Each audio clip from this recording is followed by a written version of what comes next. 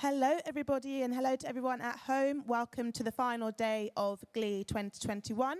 Our first speaker of the day is Amy Hobson, and if you're aware of our shows, then you'll be familiar with Social Bee and all the work that they do. So stick around and let's learn. Thank you. Morning, everybody. Morning, everybody. It's fantastic to be back at the NEC. I do speak here quite frequently, mainly because I am a Solihull resident, so it's literally down the road for me. So of all the speaking gigs that I do, this is always my favourite one to attend, just because it's the closest one, if nothing else.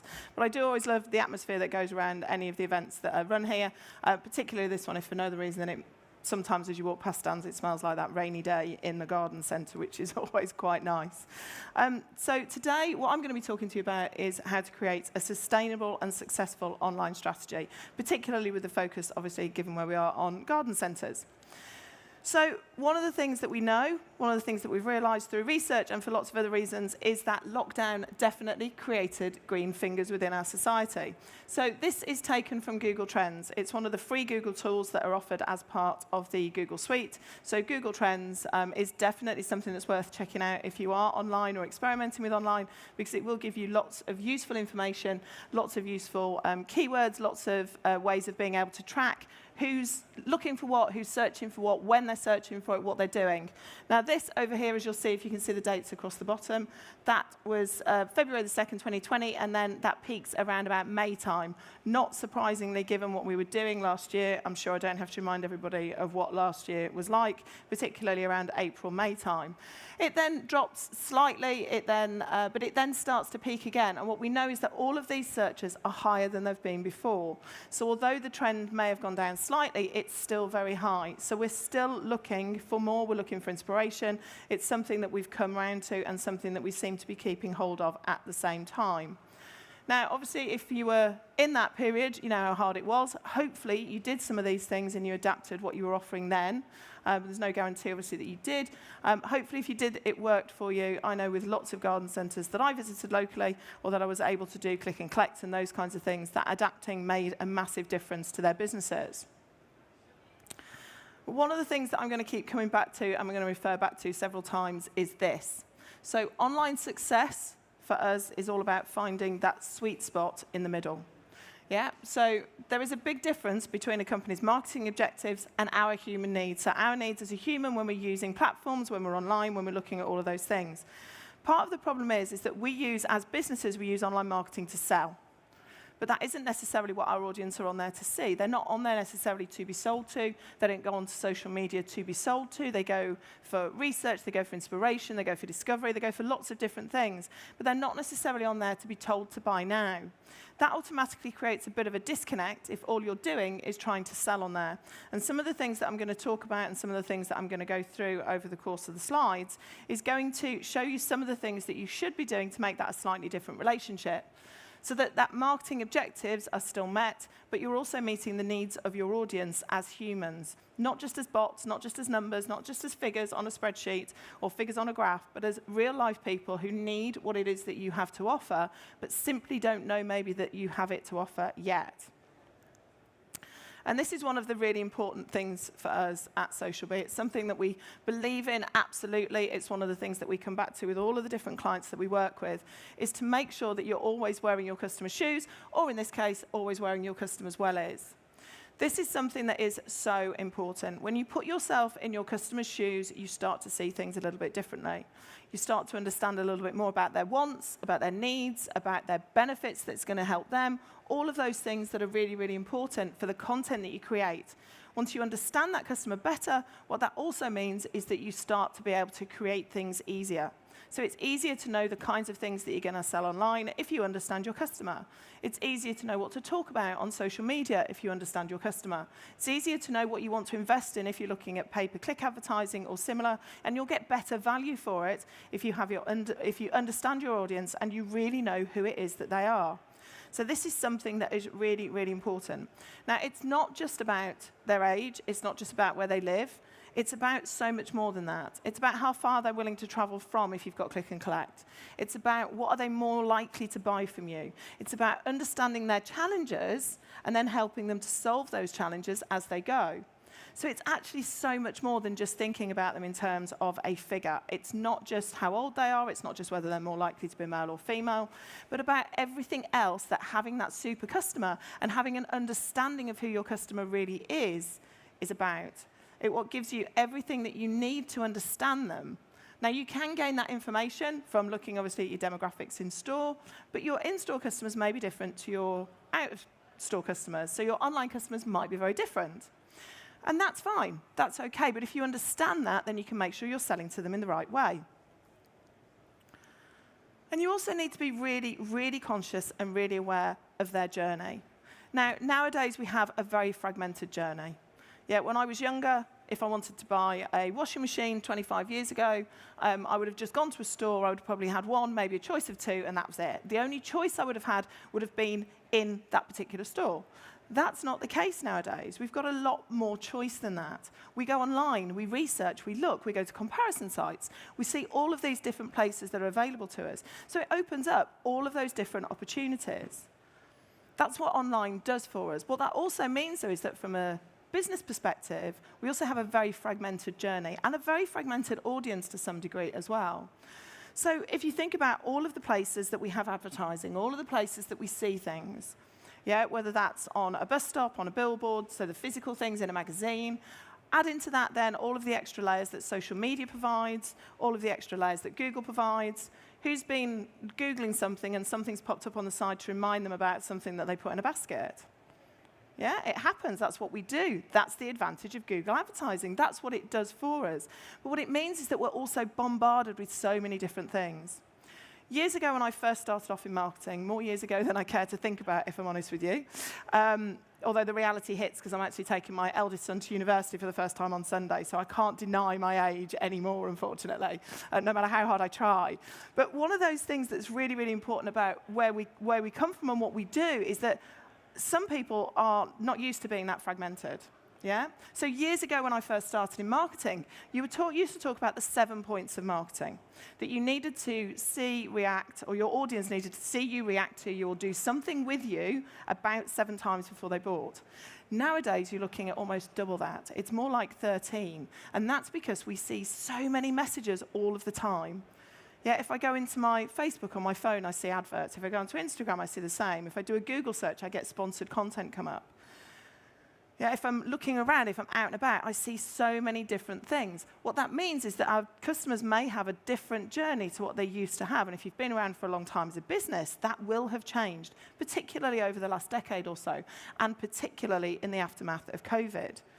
Yeah, even people who would not have shopped online have started shopping online. My dad is a classic example of this. My dad spends more money on fresh flowers in his garden than most people spend on a mortgage. Yeah, he's entitled to that. He's 78. Yeah, he still works full-time, still runs his own wealth management business. He's still very successful at what he does. He can spend his money on what he wants. But he does literally spend the value of a small mortgage every month on plants. COVID forced him to do that online. He's now become the surfing king. Yeah, because the way that he's shopped, he's learned how to change. He's had to change because he had no choice. But he was one of those groups of people who would never have gone onto a mobile app, would never have gone onto a website. He would never have done any of those things. Yeah, because he didn't need to. But COVID has now given him that. So yes, he does still go to the garden centre, but he still buys online as well. But that journey has changed for so many different people.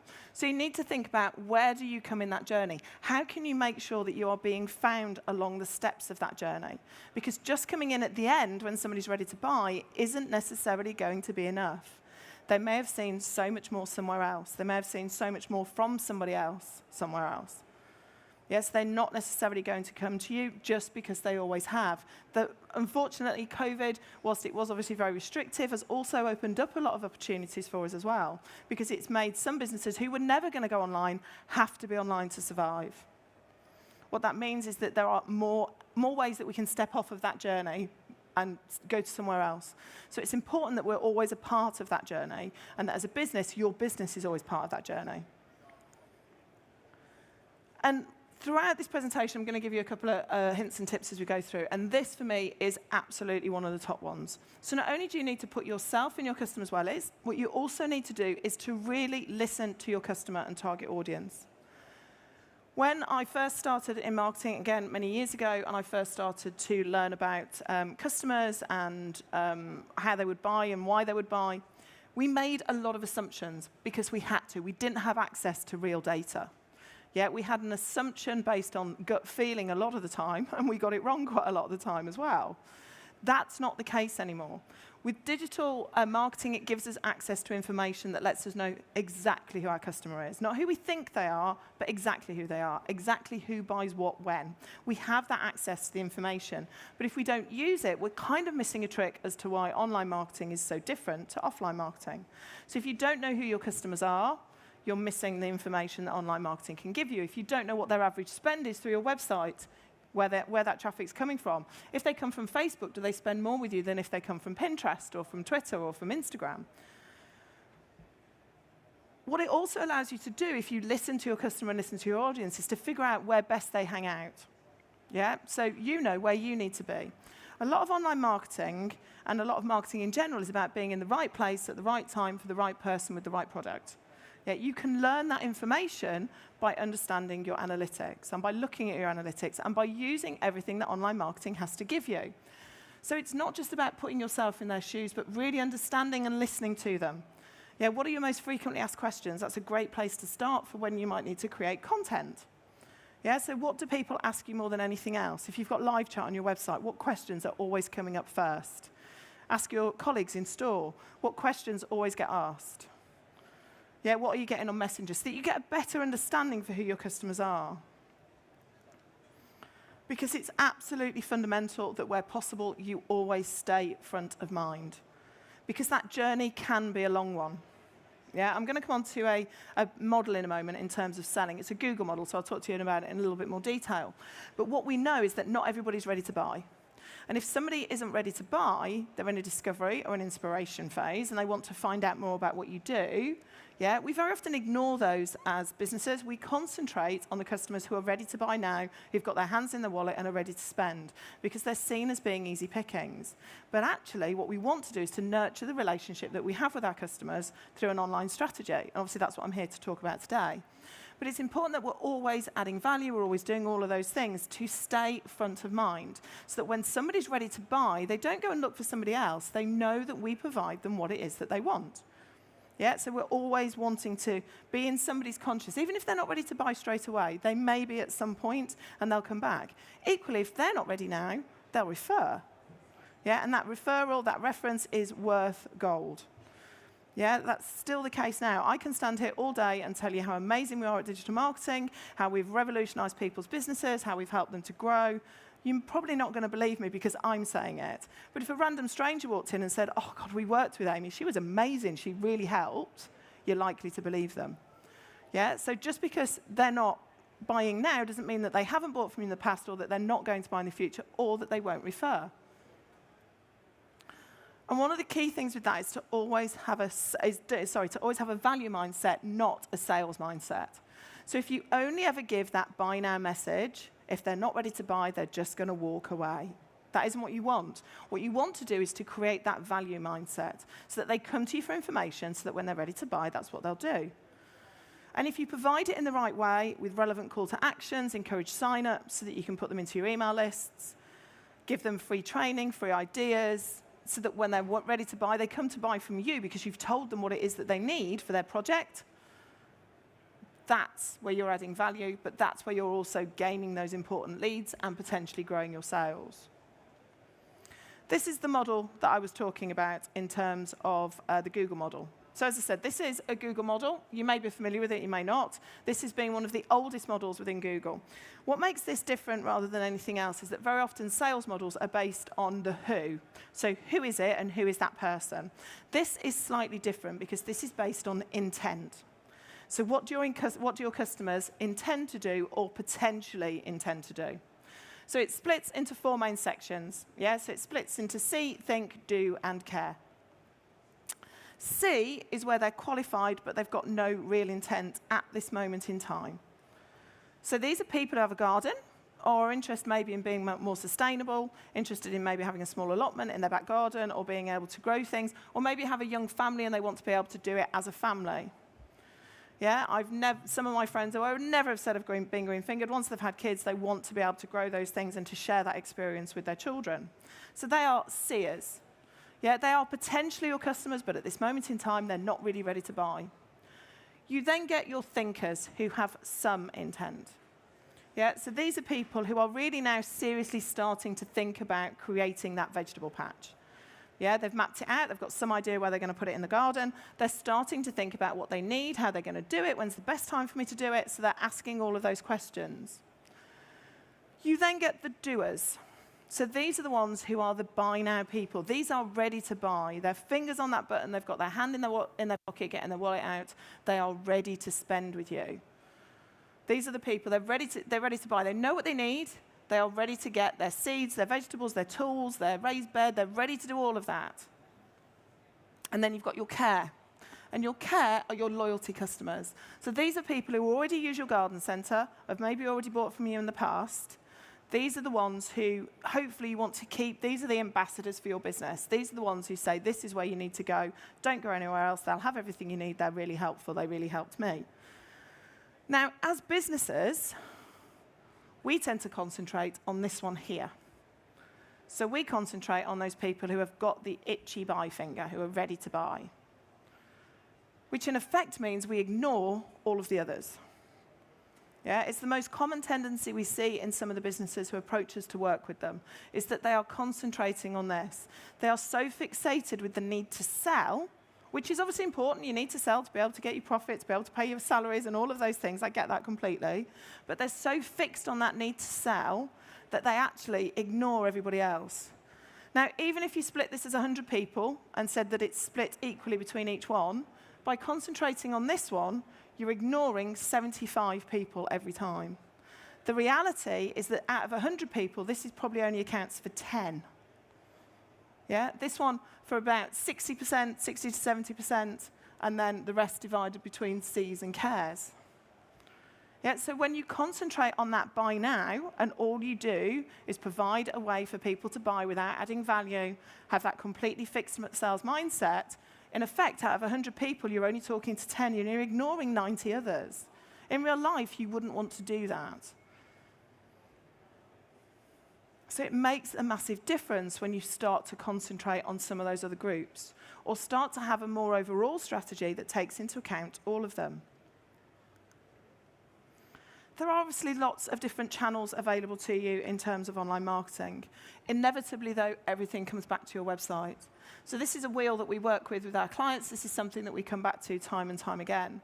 So you've got your website in the middle, then you've got all of those other lovely things around it, around online marketing. So social media, digital strategy, email marketing, paid advertising, CRO or conversion rate optimization, and SEO or search engine optimization. And then underpinning all of those is analytics. This is something that we'll come back to as well, but it's something that I think is really, really important to remember. Even if somebody is recommended to you by name, the chances are they'll check you out online to see where you are, where you're based, what your opening hours are. So inevitably, all traffic comes back to your website at some point. And it is so important to understand and to really know your stuff. I work with lots of different businesses and have worked with lots of businesses over the years. I work with all kinds of different businesses, big and small. I particularly love working with smaller independents. That's where my passion has always laid for a very long time. And it always amazes me when I ask people, what's your profit margin? How many people, not 100% certain. They don't know it, yeah, or it's not available at their fingertips. Now, you need to know that to know what you need to invest and where you need to invest your time and efforts. That's really important. So what's your cost per sale? Yeah, how much does it cost you on your website to simply maintain your website? What's your cost per sale for those? And what is your conversion rate? So how many people who come to your website actually do what you want them to do? Whether that's to sign up, download, buy, click through. What is it that you want them to do? What is your own conversion rate?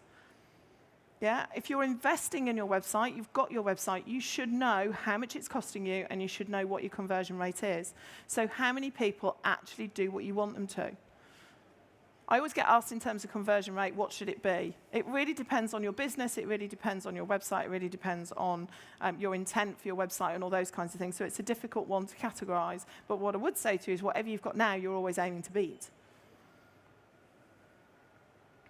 And your website is very much your hub. Yeah? So it needs to be up to date. So now, Dobbies are talking about autumn gardening. Yeah? So they've already recognized that we're going to be looking for different things. We're going to be looking for different information. Yeah, in the summer, they changed that banner. That's a rolling banner, so it's got a couple of different other suggestions in there, all that are related to autumn and to our autumn gardening aspect. You don't have to put everything online. Yeah? I'm sure as a garden centre, you've got literally thousands and thousands of product codes. You don't have to put all of them on. Put on the ones that you know as a starter. Put on the ones that are best sellers for you and the ones that you know your audience is more likely to buy from you online. Now, some of that may be seasonal. So that may be seasonal related, so understand your customers and understand your seasons for it. But that is always your hub. That's where you want to be able to send people for information. You don't want to send people there and be a little bit embarrassed that you've had to give them the website address. You want it to be your shop window to the world, which is what it is.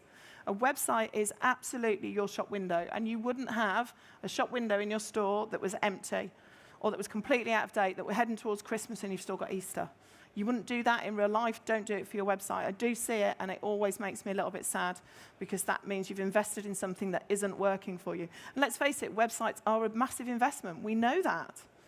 Yeah, so making sure that you get the most out of it, of every opportunity, making sure it's up to date, making sure that it reflects the kinds of things that your audience are likely to buy. And make it a helpful resource. So think about having live chat. Yeah? Live chat doesn't have to be available 24/7. But it can be a really useful tool of people being able to ask simple questions, whether that's about stock, whether that's about opening hours, you know, those simple questions, have you got X? Can I come down? Is the coffee shop open today? Those kinds of questions. Live chat is something that you can have obviously embedded and integrated into your website. Doesn't have to cost a fortune, but can make a really big difference. We like live chat. It gives us our answers really quickly. Yeah, so live chat can work. But make it really easy as a resource for people to find exactly what it is that they're looking for. So you can live chat, you can call us, or you can email us. What do you want to do? Give people those options and make it really simple for them to do it. You know, how easy is it for your customers to get in touch with you? Because it shouldn't be difficult. Because guess what? If I ring you or I live chat you and I get no response, I'm going to go somewhere else because I have that choice available to me. I don't have to shop from just you. There are other people around. And make sure that where possible, your website has that right navigation in it and has a good, easy-to-follow navigation. If you're not 100% certain if your navigation is working for you, ask somebody, ask a friend to find something on your website and see how long it takes them, how many clicks. Do they get frustrated? There was a project that was run a couple of years ago now by a company out in the States who gave people money to spend on a website, but they could only spend it on certain products. Yeah? 40% didn't spend it because they couldn't find it. So they couldn't find that product. Even when it was free money, they gave up. Yeah, because we do give up quite easily. First world problem, I know. First world problem is you go to a website, you see that circle of doom. Guess what you do? You go off and find it somewhere else. If you can't find something on a website, you get really frustrated. You'll go and find somewhere else to try and find it easier or quicker. So navigation and having a good navigation is key. It also helps from a search engine perspective as well, because if it's easy for a human to navigate, it's easier for a search engine to navigate. So you've got those links and all of those things. This is one I particularly like. It's actually a local garden centre. Local to me, it's the Earlswood Landscape and Garden Centre. They've got a drop-down menu, which then comes up on the left-hand side when you click this was for gardening, and then it's got all of the really lovely, easy-to-see pictures that make it even clearer for me as to where I need to go next. They're making it as easy as possible for me to buy. And remember that your website is prime for people who are exploring. So they may not be there to buy straight away. They may be there to find out information. They may be there to find out more. They may be there just for inspiration because they don't know what to do, but it allows them to find a different way of doing it. Yeah? I'll be honest, my family, my mum and my dad are incredibly green-fingered. Not my bag. I love garden centres, I love going to them, but I haven't got a clue what I'm doing. Yeah, I'm one of those people who will go to a website to find out more information. Yeah, because it's the easiest way for me to find it. If I ask my dad, he rolls his eyes and does it for me, and sometimes I don't want him to. Sometimes I actually quite want to do it for myself. But make it easy for people to be able to sign up on your email, so that you can attract people to your list. Email marketing is one of the most effective ways to keep your audience interested in what you do, if it's done properly. So you need to make sure that it is done properly and people know exactly what it is that they're signing up for. And embed things like social media onto your website as well, so that people can see what you're doing. We very often will go to social media because we know it's more likely to be up to date. Yes, we would expect Facebook or Instagram to show the latest offerings and the latest things that are happening in store. So we will go there to find that information and to find that information easily. Now, in terms of email, one of the things that very often with email is we collect email addresses and then we do nothing with them. So we don't actually then put them into a newsletter. We don't sign them up. We send out very sporadic emails because we don't really know what to say. We don't really know what we should be doing. But actually, email, when somebody signs up, they're giving you permission to be in their inbox. Not to be a nuisance, not to be a pain. I was reading something this morning on one of the marketing digests that Sage, We Buy Any Car, and somebody else, Sports Direct, have recently been fined quite big fines by the Information Office, or the ICO, because they've sent nuisance emails. They've sent literally millions and millions. WeBuyAnyCar.com were fined £400,000 because they'd sent literally millions of emails to people who'd put in their registration plate for a valuation, but they hadn't made it clear that they were going to be sold to. So it is really important that when you sign up people, you make sure that you comply with those GDPR. But it can also be a really, really useful tool for adding value and for staying front of mind. So this is an example of an email that we've come across. So it's talking about a bee-friendly garden, bee-friendly plants. Obviously, bees are very topical at the moment, where we're talking about saving the bees. Lots of different options for me to being able to create my own bee-friendly garden, including click-throughs to be able to buy, obviously with these with discounted prices. Then if you go down, advertising the Privilege Club, shopping safely with Notcuts, so talking about how they're keeping us safe. Receiving the discounts, find your local garden centre, etc., etc. So it kind of takes me through that process. It's something that I'm potentially interested in. It's something that's quite topical in terms of saving bees and being able to have more bees in your garden, because as we know, if we don't save the bees, the world's going to come to an end pretty much. I was actually talking about this over the weekend with a group of friends, that they are so important. But this gives you all that information that you need. It makes it easy for you to click through, makes it easy to buy online, it makes me easy to find a garden centre, it makes it easy for me to get a discount, gives me a slight impetus to be able to do it because that discount's available today. This is a slightly different one. So this is an online business, admittedly, so they are slightly more advanced, shall we say. So this is, they're not kind of like a garden centre who's had a website as an add-on. This is where they've been right from the very start. But I just want to see how they do it. It's one of the best e-commerce websites that we've come across. So it makes it really simple to get to the nitty-gritty of what it is that I'm on there for, what it is that I'm looking for. It talks me through and takes me through that process step by step really easily. So I can choose the different options, and then it will give me an easy way to be able to buy. Now with this, obviously because it's all online, they don't have that human contact. But by separating it up, by breaking it up, by asking me those questions, they're taking me through that conversation process that they would if I was in store with them. So they make it really, really simple for me to be able to buy it and for me to be able to make a decision and make a better decision. I feel like I've been helped. I feel like they've solved a problem for me. And this, obviously, as we come back to this is that use all of those channels wisely. So it's about deciding which one right now you need to be investing in more than anything else. So if you've got fantastic social media, you're paying for adverts on Google, but when somebody comes through to your website isn't quite doing it for you, then you need to look at your conversion rate optimization, or CRO. If you've got a really fantastic website but nobody's getting to it, then you need to look at your search engine optimization and potentially social media or paid advertising for driving traffic through, or email marketing to be able to market to your existing list and getting people both wanting to come in store and wanting to buy online as well. So it's about deciding what works for you and then using the right channel wisely. Now, in an ideal world, you'd be able to invest in all of those things, but we know the reality is that very often you can't, particularly, obviously, after it's been such a difficult 18 months. Trust me, as a face-to-face speaker and a digital trainer who trains classroom style, it's been a really tough 18 months. We know that. But using and deciding which is the best thing for you is part of that process and part of that strategy, and it will change. So where you may need to invest in search engine optimization now, once you've got that working for you, it might be that you need to invest in conversion rate optimization, so actually getting people to do what you want them to when they come through to your site. But always remember that people are not telepathic. One of the things that a lot of us fall down on, and this is something, again, that we come across quite a lot with our clients that we work for, is we kind of assume that our customers have a certain knowledge. Never assume that, because the reality is they probably don't. Yeah? Assume that everybody knows nothing and that you need to help them with it. Yeah? So when you get to that part where you are looking at your digital marketing, what is it that's not working for you, that's not giving your customers the information that they need now? What is it that's not giving them the bit that they need now to be able to make the decision? Yeah, because we are not telepathic.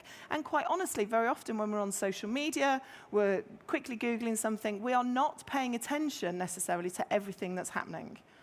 Yeah, we're not doing it with the most intellectual of mindsets. Yeah, we want information quickly, we want it easy, and we're not going to make assumptions. We don't want to make assumptions. We want it to be really, really clear for us. So again, putting yourself in your customer's shoes, think about what they are less likely to know, because that's the information that you need to fill in. Content is really, really important as part of this, and we will come back to content shortly. But content is a really, really important aspect of this, about giving people the information, sometimes before they even know that they need it. So it's really important that when we are looking at our content, when we're looking at what's happening on our website, we're filling all of the gaps for people. We're not assuming that, well, they must know that. We're going to fill those gaps for them as part of that experience. Now, when you're talking about online marketing, realistically, you're looking at three main areas. So you're looking at attract, engage, and convert. Yeah, so attract, that's where you're looking at like your SEO, those kinds of things.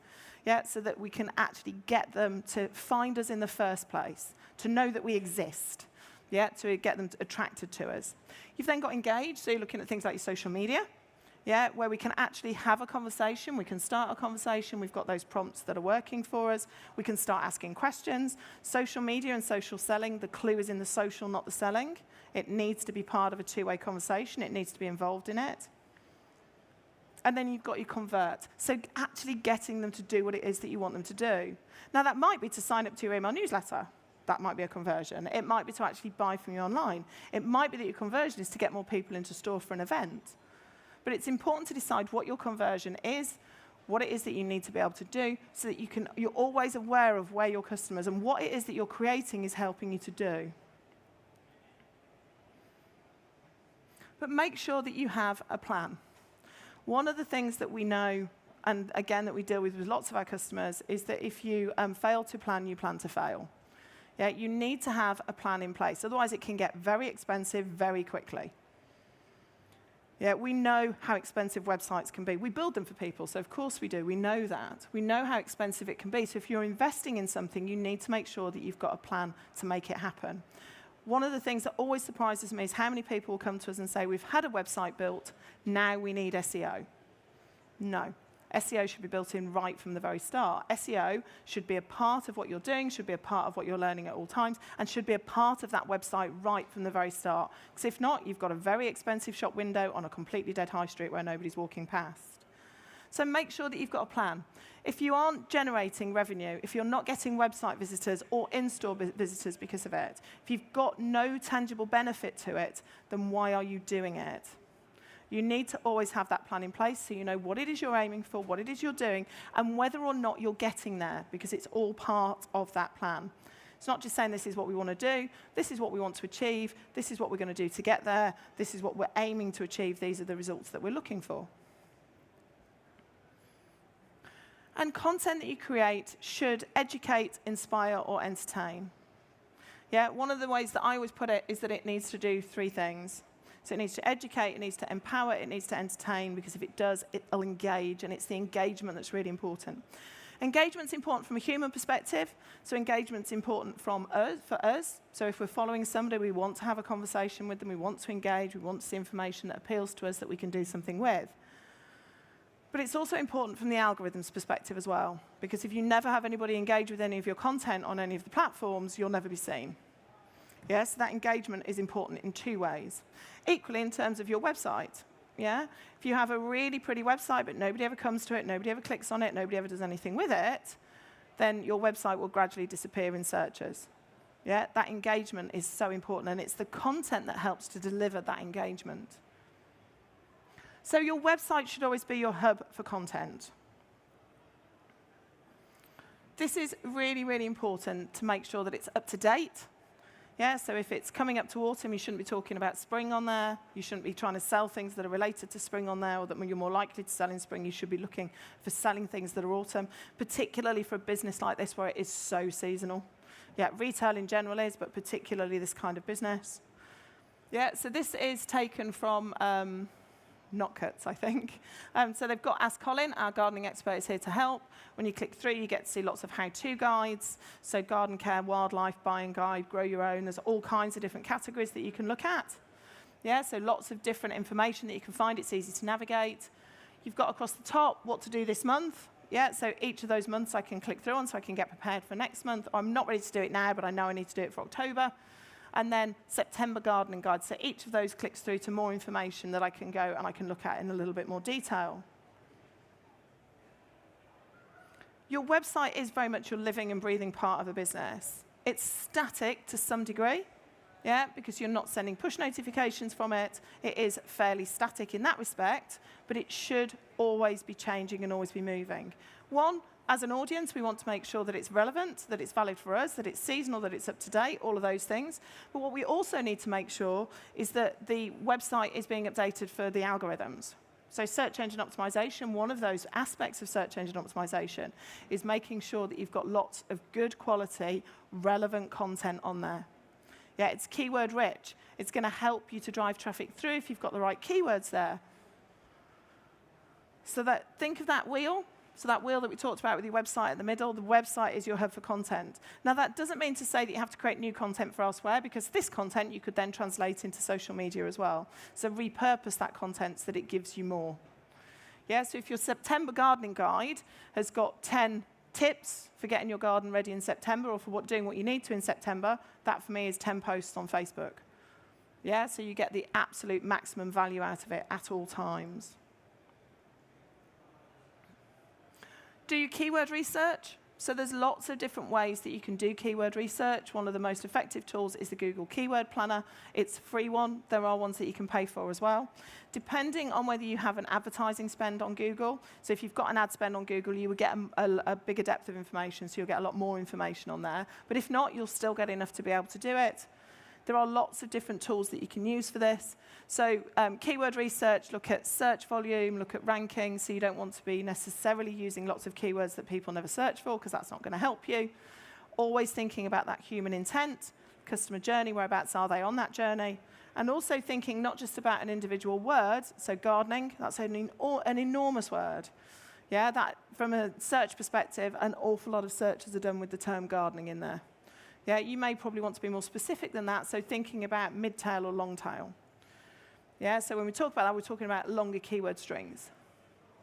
Yeah, so it's not just gardening, but gardening for autumn. Yeah, or gardening gifts for dad. Yeah, so that longer keyword. You'll get a higher conversion rate off them, less searches, but potentially a higher conversion rate if they're the right customers for you. There are lots of other ways that you can get keywords as well. So you can use things like Google Suggests. So how to grow, you can see there all of those different options available. So those are in the current order of preference. So this is the search volume that drives this. And then if you add hostas, you get when to plant, hosta plants for sale, growing hostas in pots, hosta plant varieties, all those kinds of things. So these are all things that people could be searching for to get to your website. Yeah, so always thinking about your keywords, what are people likely to be searching for to come to us. There's a couple of other tools that you can use for this as well. So Google Search Console, which will tell you where you rank for certain keywords, but will also tell you what keywords are currently driving traffic through to your website. So Google Search Console is one of those. There's also another one called answerthepublic.com, which is a really good one as well if you're looking for content ideas for blogs, those kinds of things. Again, it's a freemium, that one, so you get a certain number of searches for free, and it renews every, I think, 28 days or every month, or you can pay for more. It's very rare I've come across anybody who's needed to pay for more, to be honest with you, but it is a particularly good website for it. And then make sure you maximize your content across all of it. Yeah, so if your website, if you're featuring something on your website, how can you feature that on your social media content? And it's not just about putting a link on there. Yeah, how can you repurpose it so that it reflects the right character for the individual platforms that you're on? Yeah, so a blog content is great from a search engine optimization point of view. Can you do a video about it? That would work really well across social media and embed it in your website as well. Some people like to see something actually physically being done so that they can follow it step by step. Email marketing, yeah, link back to your website from your emails, letting people know that your September checklist is available. So if you want to know what you should be doing in your garden this month, we've created this handy little checklist for you. Using it for targeted ads, so knowing what people are currently coming to your traffic, or where your traffic is currently coming from in terms of keywords, that's the best place to start from an advertising perspective, because you know that's already driving people through, so create a lookalike audience that can help you to drive more. Or even about a podcast, or think about a podcast. Yeah, if you've got a video, you can extract sound from it to use as a podcast. Yeah, podcasts are a massive growth market at the moment. Is there a way of you being able to use that within your content as well? We know that retail is highly competitive. No matter which sector you're in, it's incredibly competitive. So making sure that you're doing everything you can to gain that attention, to gain that interest, is really important. Using the tools that you have, like Google Keyword Planner, Google Search Console, Answer the Public. Look at your competitors, look at Google Trends. Yeah, so when are people more likely to be searching for Christmas plants? Yeah, when is that trend likely to change? You can find out all of that information with the tools that are available to you. This is an example from social media. So this is off Instagram, obviously, but it's a video of TikTok, showing people how to propagate basil.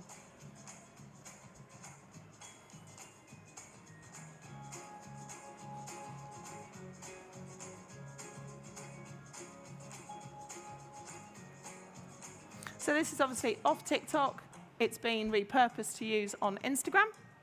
Yeah, it then follows through onto other platforms as well, and also appears on the website.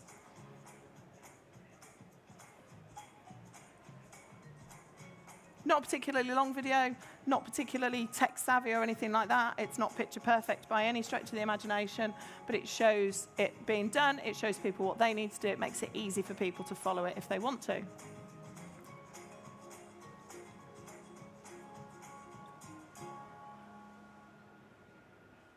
So it's not very long. It's easy to watch. It's easy to follow.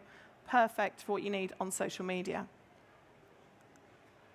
And this is an example of a live stream from Rosebank Garden Centre. Now, they took to live during COVID to encourage people to do click and collect, to do curbside, and those kinds of things.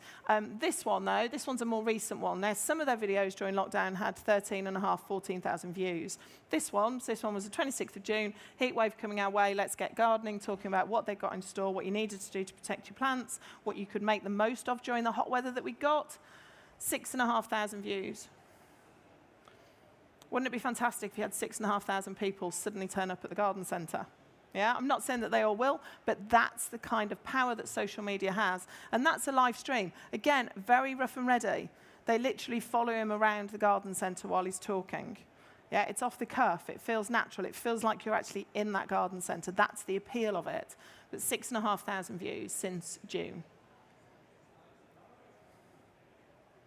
And obviously, things like paid ads as well. So paid advertising is and can be a part of your strategy if you want it to be. Obviously, if you've got a budget to put behind it, it can be worth it.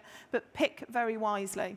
The other thing with any paid advertising as well, I think, is to absolutely make sure that you understand who your audience are and who your customers are.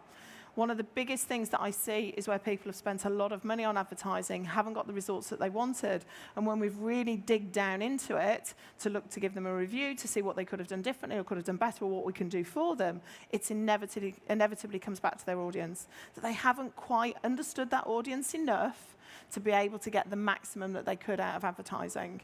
So always make sure that you're advertising when you understand who your audience are, and also that your website is ready for it. There is no point in paying and putting money behind an advert, driving people to your website, and then they can't do what they want to do when they get there, or it's too difficult for them, the website, or they can't order. Yeah, that's something that I get quite a lot. You need to make sure that you're on top of your advertising. If you sell out, change that advert, stop that advert, make sure that you're not still driving people through to it. Because you've turned them on to the idea of buying it, they'll just go somewhere else to buy it. It's the equivalent to having the most amazing shop window and never opening the shop door so people can come in and buy. Yeah, it's costing you a lot of money. Make sure that you're following all of that through. But what I would absolutely say to you is make sure that 100% you understand your audience before you invest in advertising. Or work with somebody to be able to help you to understand that, obviously. But make sure that you know who your audience are, what they're more likely to buy from you so that you're advertising in the right places. Remember what I said right at the start? It's about being in the right place at the right time with the right product at the right price for the right person. That is very much with advertising. Whether you're advertising on social media, whatever paid advertising you're doing, you need to make sure that you've got the right area for it. So if, for example, you've got a garden centre in Solihull, you're not going to advertise that garden centre in Edinburgh when you're trying to drive footfall. You're not going to advertise in a local paper. It's exactly the same principles with paid advertising online. Sometimes we can kind of see it as being a quick fix and a quick way to get people in, but you can get it much more value. You can pay a lot less per click if you're doing it right and you've got your audience right. Because you absolutely always, always need to be wearing your customer's shoes or wellies. Yeah, so it always comes back round to your customer. They are the most important thing that drives your online strategy. So be where they are, not where you think you should be, but where they are.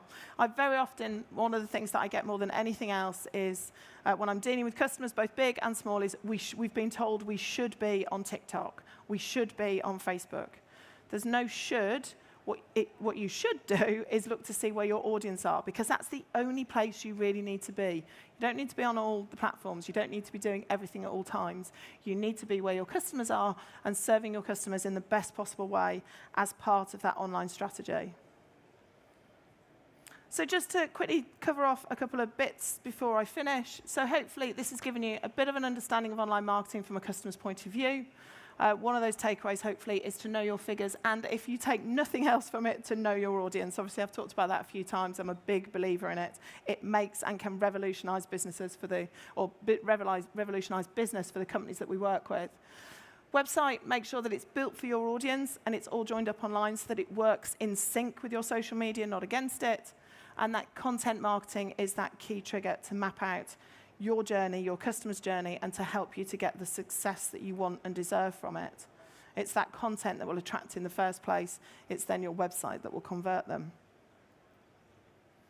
If you're interested in joining us online, we do have a Facebook retail group called Online Retail Marketing Group from Social B. By all means, join us on Facebook. There's lots of business owners in there. It's a fairly active group, so feel free to join us there. And we've also recently created an online course. So this is a course that I've created. I am the trainer on this particular course. So you can create smart social media goals. So we take you through how to create goals, how they can work, the things that you need to do to not just create goals, but then how to implement them and how to put them in action. If you're interested in joining us, that's launching shortly.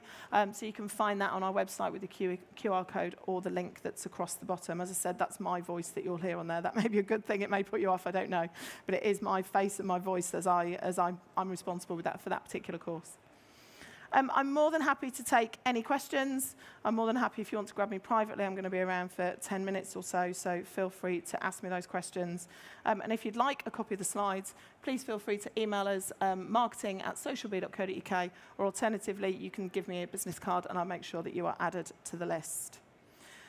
So that's it for me, other than obviously questions. I'm more than happy to do that. So thank you for attending. Thank you for listening. I know it's the last day of the show. Everybody's energy is waning by this stage. I've been there. I know that well. So thank you for having me. Thank you very much, Amy. That was as insightful as ever. So if anyone has any questions, then I'm happy to run around with the mic. Otherwise, as Amy said, she'll be around. So if you want to ask her any questions privately, then that's cool too.